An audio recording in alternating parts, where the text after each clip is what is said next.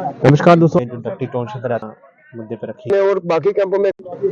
नमस्कार दोस्तों, आप सभी को अमित की ओर से। और आज है हम जट्टी में ऑल इंडिया कोऑर्डिनेशन कमेटी है। वो हर बार जो है वो कश्मीरी पंडितों के जो डक्टी टाउनशिप पर रहते हैं उनके मुद्दे उठाती रहती है। और आज भी देश रत्न जी यहाँ एक मीटिंग रखी थी, उनसे बात करेंगे कि क्या उद्देश्य था उनका। देश रत्न जी, बहुत बहुत स्वागत है आपका। और आज की जो मीटिंग आपने रखी थी जट्टी में, वो क्या था मेन अपना मुद्दे पर रखी? आज जो all India migrant campus coordination committee की जनरल बॉडी मीट थी जगती की 14 नंबर ग्राउंड में,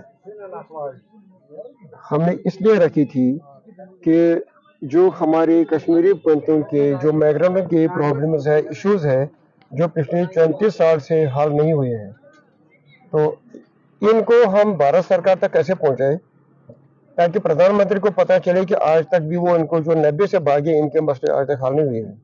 इसलिए हमने सारे वर्किंग कमेटी जो हमारे पास है, इसमें 75 लोग आए थे। तो सबके सब 75 लोग आए थे। इनसे हमने बात की, 1 to 1 इनसे बात की। इनसे हमने पूछा कि क्या क्या समस्याएं हैं जो बाकी लोग हमारी जगती पर आती है राजनीति करने के लिए, अपनी लीटरी चमकाने के लिए, अपने पैसे कमाने के लिए, हमारे कंधे पर गन रख के अपनी राजनीति को चमकाना चाहते हैं ताकि कोई ना कोई 2 एमएलए कोटे से हमको कोटा मिले। हमने उनके प्रपोजल को हमने रिजेक्ट किया। हम कहना चाहते हैं कि जो आज भी पानी की व्यवस्था जगती में नहीं है, आज भी जगती में ब्लॉकों की, फ्लैटों की हालत बद से बदतर है। आज भी यहाँ की जो पार्कों की व्यवस्था है, बैठने की जगह भी नहीं है। आप खुद भी देखो, बंदा पार्क में घुस भी नहीं सकता है, सैनिटेशन कहीं है ही नहीं, इनपुअर वाटर, काफी लोग डेथ रेट जगती में और बाकी कैंपों में काफी ज्यादा बढ़ गई है। जो लोग एंक्रोचमेंट जो हमारी जमीन की हुई पिछले 20-23 साल में, वो एक भी नहीं सोल्यूशन हुई। डिस्ट्रिक्ट एडमिनिस्ट्रेशन कश्मीर की हमें सपोर्ट ही नहीं कर रही है। हमने बोला कि हर एक घर में एक जॉब होना चाहिए। पीएम पैकेज कुछ हजार छोड़ के बाकी घरों में कहीं जॉब ही नहीं है। हमने बोला कि जो लोग ओवर एज हो गए, लेडीज एंड जेंट्स, पिछले 25-34 साल में, उनके लिए एक हीलिंग टैक्स स्पेशल पॉलिसी होनी चाहिए। वे चीजें सारे नहीं करते हैं। जो मकान जलाए गए 90 के दौरान, उनका भी एग्रीकल्चर बैलेंस्ड बकाया जो है अभी तक वो भी नहीं दिया गया है। लेकिन जब गवर्नमेंट यहाँ आती है, लेकिन वो तब इन चीजों का बात नहीं करते हैं। वो नए नए तत्व में लेके आते हैं। वो हमें चाहिए नहीं, हमें ये चाहिए जो हम बोलते हैं। इसलिए हमने सारे लोगों की फीडबैक ली थी और आने वाले दिनों में हम प्रेस क्लब में एक बहुत बड़ी प्रेस कॉन्फ्रेंस करेंगे। हम अपनी आवाज सारे कैंपों तक पहुंचाएंगे, नॉन कैंपों तक पहुंचाएंगे, भारत सरकार तक पहुंचाएंगे और पार्लियामेंट के मेंबर हम एक श्वेत पत्र बनाएंगे। हमने वो बनाया कि सारे हमारे चार्ट ऑफ डिमांड्स क्या है, वो हम सारे जितने भी एमपीज हमारे हैं, इंक्लूडिंग बीजेपी और अपोजिशन, सारे माननीय प्राइम मिनिस्टर साहब तक हम उसको पहुंचा देंगे। देशरत्न जी, अभी हाल ही में इसी ग्राउंड में एलजी मनोज सिन्हा साहब यहाँ पे आए हुए थे और एक फुटबॉल जो ग्राउंड है उसका इनॉग्रेशन उन्होंने यहाँ पे फाउंडेशन स्टोन रखा है। तो क्या आप भी वहाँ पे इनवाइटेड थे? नहीं, जब भी कोई प्रोग्राम होता है, जो कश्मीरी पंडितों की सिविल सोसाइटी है, मतलब एएमसीसी एक सिविल सोसाइटी, आपको भी पता है, बहुत सालों से आप हमारी कवरेज करते हैं कि जगदी हमने बनाई, तब doctor Manmohan Singh prime minister से मैं मिला था 3 बारी। गुलाम नबी आजाद को पूछा कि जगती किसने बनाई थी। जगती बनाने में हमारी ऑर्गेनाइजेशन का 100% योगदान है। चावल जब बंद किया 2016 में, तब उसको वापस लाने में हमारा योगदान है।